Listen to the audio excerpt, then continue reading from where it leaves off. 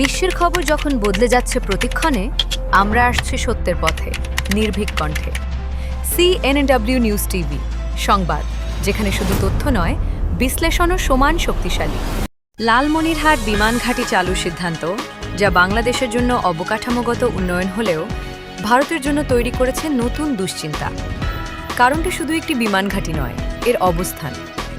লালমনিরহাট অবস্থিত ভারতের অতি স্পর্শকাতর শিলিগুড়ি করিডর, যাকে বলা হয় চিকেন স্নেক, এর খুব কাছাকাছি।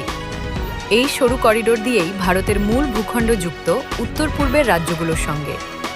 ভারতের আশঙ্কা, ভবিষ্যতে এই বিমান ঘাঁটি যদি শুধু বেসামরিক নয়, সামরিক উদ্দেশ্যেও ব্যবহৃত হয়, তবে তা তাদের নিরাপত্তার জন্য ঝুঁকিপূর্ণ হতে পারে।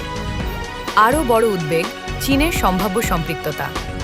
যদি চীন কোনোভাবে এখানে প্রযুক্তিগত বা অবকাঠামোগত সহায়তা দেয়, তাহলে ভারত এটিকে তার সীমান্তের কাছে কৌশলগত হুমকি হিসেবে দেখবে। যদিও বাংলাদেশ বারবার বলছে এই বিমান ঘাঁটি মূলত অভ্যন্তরীণ যোগাযোগ ও উন্নয়নের জন্য, তবুও ভূরাজনৈতিক বাস্তবতায় ভারতের উদ্বেগ সহজেই বোঝা যায়।